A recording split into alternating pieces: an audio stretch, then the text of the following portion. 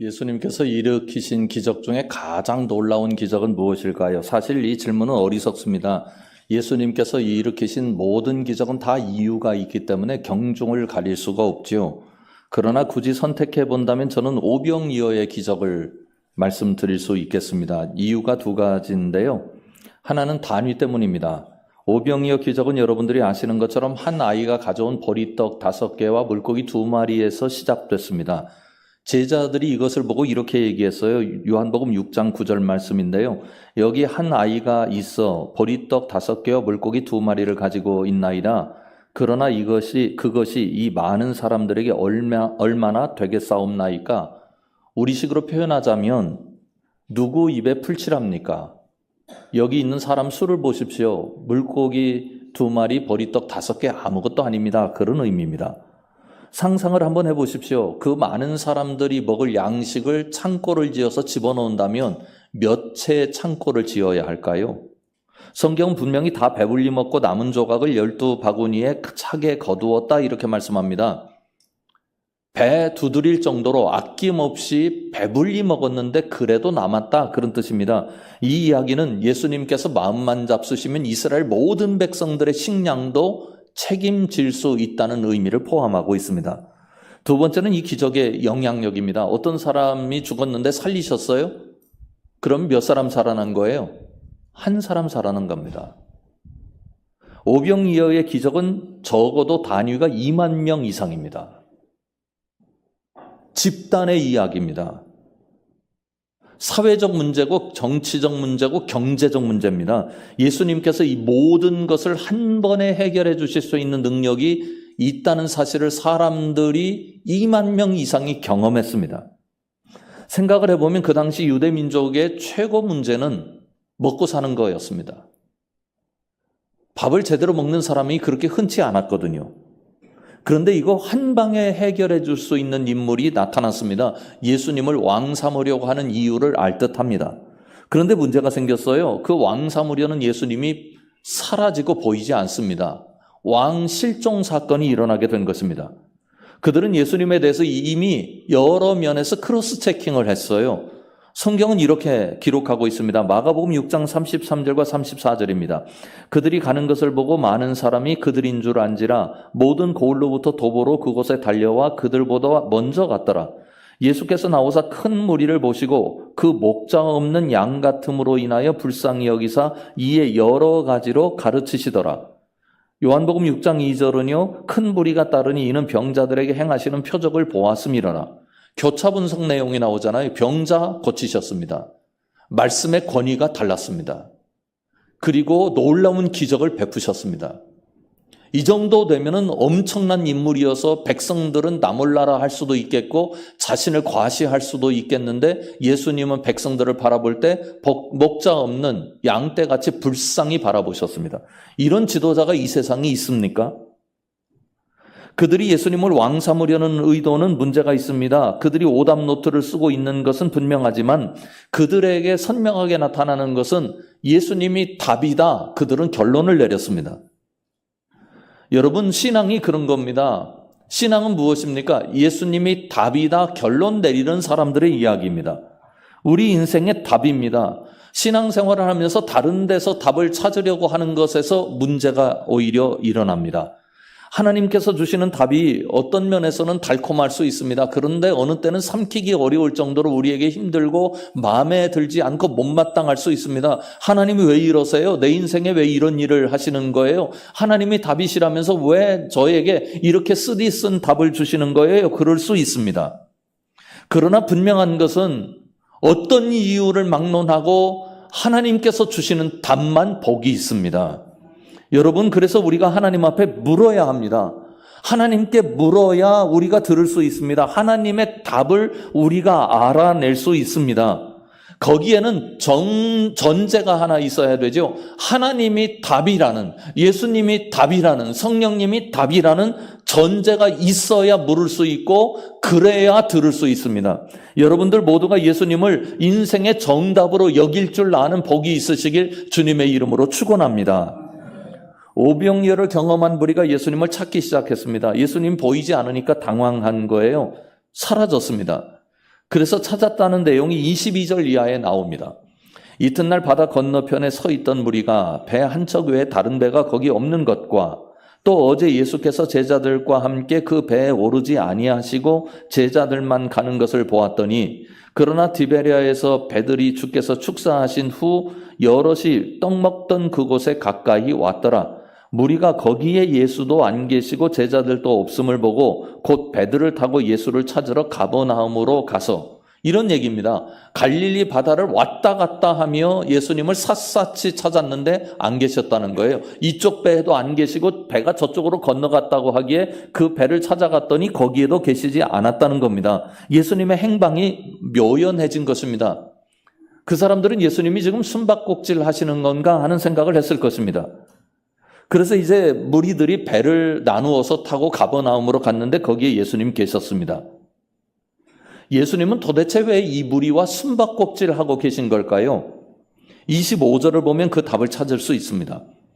바다 건너편에서 만나 랍비여 언제 여기 오셨나이까 하니, 여기 오셨나이까 하는 단어가 있는데 특별한 문법을 가지고 있습니다.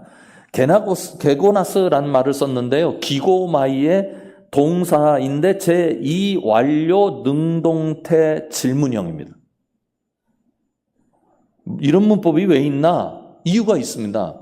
이 동사는 두 가지 뜻을 다 포함하고 있기 때문입니다. 첫째는 언제 오셨습니까? 하고 오신 순간을 의미로 담아내고 있고요. 또 하나는 오신 이후에 얼마나 되었습니까? 하는 의미도 담고 있습니다. 그래서 보통의 동사를 이런 형태로 쓰지 않습니다. 독특합니다. 왜요? 성경이 이 동사를 통해서 무리들의 질문을 보여주는 이유는 하나입니다. 그들이 그토록 강렬히 예수님을 찾았다는 겁니다. 예수님을 강력하게 원했다는 겁니다. 사실 여기에 성경의 의도가 숨어 있습니다. 예수님은 그들이 예수님을 강력하게 원하게 하심으로 말미암아 그들이 예수님의 말씀에 귀를 기울일 수 있는 기회를 갖도록 만들어 주시기 위함이었습니다. 예수님을 그들이 간절하게 찾을 때 예수님의 말씀이 귀에 들어옵니다. 그리스도인들은 예수님을 찾는 사람들입니다. 그런데 여기에 문제가 있어요. 두 가지 문제인데요. 어떤 경우에는 내가 예수님께서 원하시는 답을 얻은 후에야 예수님을 만나겠다. 내가 어떻게 답도 모르고 예수님을 만날 수 있나? 그런 생각 가지고 있는 분들이 계시고요. 두 번째로는 자기 답을 가지고 그게 예수님께서 원하시는 답인 줄 알고 확신하며 예수님의 답과는 전혀 관련 없이 예수님을 만날 가능성이 있습니다. 여러분, 어떤 경우에도 한 가지 분명한 사실이 있습니다. 우리가 관심을 두어야 할 것은 답이 아닙니다. 어떤 길로 가야 될까? 무엇을 해야 될까? 그런 답을 우리가 원해야 되는 게 아니라 우리의 관심의 방점은 주님을 찾는 것이어야 합니다. 주님을 찾으면 정답을 가지고 있든지 오답을 가지고 있든지 주님의 음성을 듣게 되어 있고 주님의 의도를 받아들이게 되어 있습니다. 어떻게 찾는 사람들이요? 찾을 때까지 찾는 사람들이요. 강렬하게 주님을 원하는 사람들. 그들이 예수님을 왕 삼으려는 의도는 빗나간 의도였음에 틀림없습니다. 오답 노트를 가지고 있는 거예요. 그러나 그들로부터 배울 게 하나 있습니다. 우리도 그들만큼 주님을 찾아야 합니다. 예수님을 믿기는 하는데 찾지 않는 사람들이 있습니다. 나 예수님 믿지만 내 뜻대로 살겠습니다. 내 방식대로 살겠습니다. 내 길을 가겠습니다. 그 예수님 믿는 게 아닙니다. 예수를 믿는다는 자신의 고백이 가능한 사람들은 어떤 사람들인가? 예수님을 차지하는 사람들, 찾는 사람들입니다. 그냥 예수님 찾다가 잘 모르겠다. 이거 예수님께서 정말 만나 주실까? 예수님께서 나에게 관심 가져 주실까? 이렇게 찾아도 나는 예수님 못 찾은 것 같아 하면서 중도에 포기하는 사람을 의미하지 않습니다. 구약부터 신약에 이르기까지 성경이 한결같이 강조하는 게 있어요. 한번 말씀을 보십시오. 너희는 여호와를 만날 만한 때에 찾으라. 가까이 계실 때 그를 부르라. 여호와께서 이스라엘 족속에게 이와 같이 말씀하시기를 너희는 나를 찾으라. 그리하면 살리라. 믿음이 없이는 하나님을 기쁘시게 하지 못하나니 하나님께 나아가는 자는 반드시 그가 계신 것과 또한 그가 자기를 찾는 자들에게 상 주시는 이심을 믿어야 할지니라. 하나님을 찾는 사람들 답을 얻습니다. 하나님을 찾는 사람들 살 길을 엽니다. 하나님을 찾는 사람들 감격을 경험합니다. 여러분 모두가 하나님을 열심히 찾을 때까지 찾아 나서는 그리스도의 사람들로 살아가시길 주님의 이름으로 축원합니다. 그렇게 찾아온 그들에게 예수님께서 입을 여셨습니다. 26절 이하의 말씀입니다. 예수께서 대답하여 이르시되 내가 진실로 진실로 너희에게 이르노니 너희가 나를 찾는 것은 표적을 본 까닭이 아니요 떡을 먹고 배부른 까닭이로다. 썩을 양식을 위하여 일하지 말고 영생하도록 있는 양식을 위하여 하라. 이 양식은 인자가 너희에게 주리니 인자는 아버지 하나님께서 인치신 자니라. 여러분, 그들이 어떻게 예수님의 이 특별한 말씀을 들을 수 있는 기회를 얻었습니까? 찾았기 때문입니다. 그렇게 예수님을 찾아가서 그들이 예수님께 귀를 기울일 때 예수님께서 그들에게 말씀하셨어요. 영생하도록 있는 양식을 위하여 일하라 말씀하셨습니다. 그들이 본 건 떡이거든요. 당장 자신의 배를 불리워줄 떡을 보고 예수님께서 그 떡을 해결해 주실 줄 믿고 예수님을 찾았습니다. 말하자면 그들은 실제로는 예수님을 찾은 게 아니라 떡을 찾은 겁니다. 예수님이 그 문제 해결해 주시니까 예수님을 찾은 거예요. 그런 그들에게 너희들이 먹는 빵, 너희들이 버는 빵, 그 빵 말고 하늘의 양식이 있다 예수님께서 알려주셨습니다. 그리스도인들은 그런 사람들입니다. 이 땅에 있는 양식을 보고 이게 양식의 전부라고 생각하지 않고요. 하늘 양식이 있다는 사실을 알고 살아가는 사람들이 그리스도인들입니다. 그러면 도대체 하늘 양식이 무엇입니까? 예수님께서 알려주셨어요. 하나님의 일을 하는 거라고요. 그 하나님의 일 하라는 건 도대체 무슨 뜻입니까? 도무지 알아들을 수 없었습니다. 그래서 예수님께 묻습니다. 28절 이하의 말씀을 보십시오. 그들이 묻되 우리가 어떻게 하여야 하나님의 일을 하오리까? 같이 읽어볼까요? 예수께서 대답하여 이르시되 하나님께서 보내신 일을 믿는 것이 하나님의 일이니라 하시니. 예수님은 이상하게 일을 말씀하시지 않고 믿음을 말씀하셨습니다. 무슨 의미입니까? 요즘 새벽 기도 시간에 나누는 예레미야서를 통해서 우리가 이 뜻을 알 수 있습니다. 예레미야가 활동하던 당시는 이미 북왕국 이스라엘은 역사에서 사라졌을 때입니다. 그리고 남왕국 유다 왕국도 사라져갈 위기에 놓여 있었습니다. 그 왕국에 요하난이라는 인물이 등장합니다. 이 사람이 등장하게 된 이유는 이스마엘이라는 사람 때문인데 아주 못된 사람입니다. 이스마엘이 자기 동족을 집단 학살했습니다. 이런 상황 속에서 민족을 살려야 하고 민족이 희망을 품어야 한다고 생각을 하고 많은 사람들과 의기투합해서 나타난 사람이 요하난입니다. 이 사람이 예레미야에게 찾아왔어요. 그리고 하나님 앞에서 예레미야 앞에서 한 가지 공언을 합니다. 그 내용이 예레미야 42장 5절과 6절에 나타나요. 그들이 예레미야에게 이르되 우리가 당신의 하나님 여호와께서 당신을 보내사 우리에게 이르시는 모든 말씀대로 행하리이다. 여호와께서는 우리 가운데에 진실하고 성실한 증인이 되시옵소서. 우리가 당신을 우리 하나님 여호와께 보냄은 그의 목소리가 우리에게 좋든지 좋지 않든지를 막론하고 순종하려 함이라. 우리가 우리 하나님 여호와의 목소리를 순종하면 우리에게 복이 있으리이다 하니라. 두 가지를 다짐한 거예요.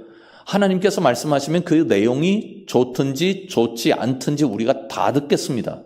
이게 한 가지고요. 또 하나는 그것만이 우리에게 복이라고 우리는 생각하는 사람들입니다. 이렇게 이야기합니다. 그런데 하나님께서 답을 주셨어요. 그들이 요청했기 때문에 주신 답이죠. 이 답이 문제가 됐습니다. 예레미야 42장 9절을 10절을 보면 이렇게 말씀합니다. 그들에게 이르시되 너희가 나를 보내어 너희의 간구를 이스라엘의 하나님 여호와께 드리게 하지 아니하였느냐? 그가 이렇게 이르니라. 하나님께서 이렇게 말씀하셨다는 거예요. 너희가 이 땅에 눌러 앉아 산다면 내가 너희를 세우고 헐지 아니하며 너희를 심고 뽑지 아니하리니 이는 내가 너희에게 내린 재난에 대하여 뜻을 돌이킴이라. 이것이 요하난의 화를 격발시킵니다. 왜냐하면 요하난은 이미 이집트, 애굽으로 가는 길이 우리 민족이 살 길이라고 믿고 있는 사람이었습니다. 그런데 하나님께서 애굽으로 가지 말라고 말씀하셨습니다. 그래서 화가 난 겁니다. 요하난이 어떻게 돌변했는지 성경은 이렇게 쓰고 있습니다. 호사야의 아들 아사랴와 가레야의 아들 요하난과 모든 오만한 자가 예레미야에게 말하기를 내가 거짓을 말하는도다. 우리 하나님 여호와께서 너희는 애굽에서 살려고 그리로 가지 말라고 너를 보내어 말하게 하지 아니하셨느니라. 이에 가레야의 아들 요하난과 모든 군 지휘관과 모든 백성이 유다 땅에 살라 하시는 여호와의 목소리를 순종하지 아니하고 애굽 땅에 들어가 다바네스에 이르렀으니 그들이 여호와의 목소리를 순종하지 아니함이로라. 아니, 왜 물었습니까? 왜 다짐을 한 겁니까? 예레미야가 하나님께 물어서 하나님께서 대답하신 대로 본인들이 행동을 결정하겠다고 해놓고 그걸 하나님께서 말씀하시니까 예레미야더러 네가 거짓말로 지금 하나님의 말씀을 전하는 거다. 그러면 본인들이 이미 하나님의 말씀을 알고 있었다는 얘기 아닙니까? 거짓말인지 아닌지를 알고 있다는 얘기니까요. 왜 요하난이 도무지 이해할 수 없는 이런 행동을 합니까? 이유는 하나입니다. 하나님을 믿지 않았기 때문입니다. 그러니 하나님께서 하시는 말씀도 믿지 않는 겁니다. 하나님의 이 일을 거부하는 거죠. 분명히 본인의 입으로 하나님께서 알려주신 길이 복이라고 하나님 앞에서 다짐했고 예레미야 앞에서 다짐했던 그 사람이 변했습니다. 여러분, 하나님을 믿어야 하나님의 일이 보입니다. 하나님을 믿어야 하나님의 말씀이 들립니다. 믿지 않으니까 일도 보이지 않고 길도 보이지 않고 하나님의 말씀도 들리지 않는 것입니다. 사랑하는 성함 식구 여러분, 하나님을 믿으셔서 하나님 말씀이 들리고 하나님의 길이 보이고 하나님의 복이 보이고 하나님께서 여러분을 위해서 복되게 하시는 모든 역사들이 나타나게 되기를 주님의 이름으로 축원합니다. 예수님과 이제 일문일답이 예수님을 쫓아온 사람들과 일어나게 되지요. 예수님께서 이 일문일답 사건을 통해서 그들의 생각을 하나 교정시켜 주십니다. 그들이 민수기에 나타난 만나 사건을 기억합니다. 만나 사건을 그들은 떡 사건이라고 해석했습니다. 하늘에서 하나님께서 떡을 보내주셔서 우리 백성들이 굶어 죽을 뻔했는데 그 떡을 먹고 우리가 살았다. 떡 사건입니다. 그런 것처럼 이들은 오병이어 사건도 떡 사건으로 여겼습니다. 30절 이하의 말씀을 보십시오. 그들이 묻되 그러면 우리가 보고 당신을 믿도록 행하시는 표적이 무엇이니까? 하시는 일이 무엇이니까? 기록된 바 하늘에서 그들에게 떡을 주어 먹게 하였다 함과 같이 우리 조상들은 광야에서 만나를 먹었나이다. 예수께서 이르시되 내가 진실로 진실로 너희에게 이르노니 모세가 너희에게 하늘로부터 떡을 준 것이 아니라 내 아버지께서 너희에게 하늘로부터 참떡을 주시나니 하나님의 떡은 하늘에서 내려 세상에 생명을 주는 것이니라. 이스라엘 백성들이 이렇게 이야기하고 있는 거죠. 계속 떡을 만들어 주셔야 하나님이 당신을 통해서 우리를 위하여 일하신다는 것을 우리가 이해할 수 있습니다. 그게 표적입니다. 떡 주세요. 이런 얘기입니다. 그러자 예수님께서 너희들이 하늘에서 만나가 내려올 때 그 만나를 먹으면서 그것을 떡으로 생각을 했는데 떡 사건이 아니라 이것은 생명 사건이다. 다시 말하면 생명이 어디로부터 비롯되는가를 너희로 하여금 깨닫도록 하시는 하나님의 역사였다. 말하자면 오병이어의 사건은 떡 사건이 아니라 생명이 어디로부터 누구를 통해서 오는가를 깨닫게 하는 사건, 생명 사건이라고 말씀하고 있습니다. 사랑하는 성함 식구 여러분, 진정한 표적이 무엇입니까? 예수님은 이 세상의 양식을 썩을 양식이라고 그랬습니다. 왜요? 우리가 먹어서 없어지는 거니까요. 다 사라지는 것입니다. 예수님께서 말씀하시는 참 양식은 무엇입니까? 하늘로부터 오는 생명의 양식입니다. 예수님이 십자가를 통해서 우리를 살리신 그것이 참 양식입니다. 그래서 우리가 어떻게 살 수 있는가? 십자가를 통해서만 살 수 있고 부활을 통해서만 살 수 있다고 예수님께서 알려주고 계십니다. 예수님은 이 땅에 떡을 주시기 위해서 오신 분이 아니라 생명의 양식을 주시기 위하여 오신 분이라고 그들에게 설명하고 계십니다. 여러분, 예수님을 생명으로 우리가 받아내는 것이 왜 중요합니까? 그것은 예수님께서 예수님 전부를 주신 사건이기 때문입니다. 전부를 주신 우리 주님은 우리 인생을 책임져 주실 줄 믿습니다. 책임져 주시라고, 책임져 달라고 하나님 앞에 요구할 때 하나님께서 책임져 주시는 게 아니라 예수님을 철저하게 신뢰하고 예수님이 책임져 주실 것을 믿고 나아갈 때 하나님께서 우리 삶을 하나님의 뜻 가운데 이끌어 주십니다. 보십시오. 예수님께서 35절에서 이렇게 말씀하셨습니다. 예수께서 이르시되 나는 생명의 떡이니 내게 오는 자는 결코 줄이지 아니할 터이요 나를 믿는 자는 영원히 목마르지 아니하리라. 우리가 세상살이를 하면서 이 배고픔, 목마름을 얼마나 많이 경험합니까? 내가 그걸 원하는데 그게 오질 않아요. 내가 그리 되었으면 좋겠는데 그렇게 되질 않아요. 어느 때는 방해꾼이 나타나서 나를 가로막아요. 됐다 싶었는데 또 다른 문제가 우리 속에 일어나요. 배고프고 목마릅니다. 그런데 그때 예수님을 믿는 사람들은 하나님, 나는 배고프지 않습니다. 목마르지 않습니다. 나는 주님이 계신 줄 믿습니다. 이거로 세상을 이겨나가는 사람들이라고 우리 주님 알려주십니다. 여러분, 그렇게 선언할 수 있겠습니까? 내 삶에 아무리 배고프고 목마름이 있다 할지라도 나는 주님 때문에 배고프지 않습니다. 줄이지 않습니다. 나는 주님 때문에 목마르지 않습니다. 그게 위대한 삶의 선언입니다. 그런 의식과 그런 관점을 가진 사람들은 세상에서 못 이길 게 없습니다. 우리가 제일 무서워하는 게 목마름이고 배고픔 아닙니까?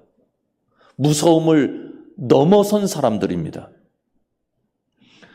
예수님 진정으로 의지하고 예수님이 생명이신 것을 붙잡은 사람들이 세상에서 승리를 경험했습니다. 그런 의미에서 우리 다 같이 한번 요한복음 6장 35절 말씀, 이 말씀이 내 말씀입니다. 이 말씀이 내게 주신 하나님께서 주신 믿음의 말씀입니다. 나는 이렇게 고백합니다 하는 의미로 다 같이 한 목소리로 읽어보겠습니다. 예수께서 이르시되 나는 생명의 떡이니 내게 오는 자는 결코 줄이지 아니할 터이요 나를 믿는 자는 영원히 목마르지 아니하리라. 아멘. 이 말씀이 여러분들에게 실제가 되고 사건이 되기를 주님의 이름으로 축원합니다. 기도하겠습니다. 주님, 우리는 목마르지 않습니다. 주님, 우리는 줄이지 않습니다. 주님 때문임을 믿습니다. 이 믿음이 어느 순간에도 흔들리지 않도록 우리를 성령으로 붙들어 주시옵소서. 예수님 이름으로 간절히 기도드립니다. 아멘. 사랑하는 성함 식구 여러분, 적어도 여러분이 예수님을 믿는다면 예수님이 답입니다. 꼭 기억하시기 바랍니다.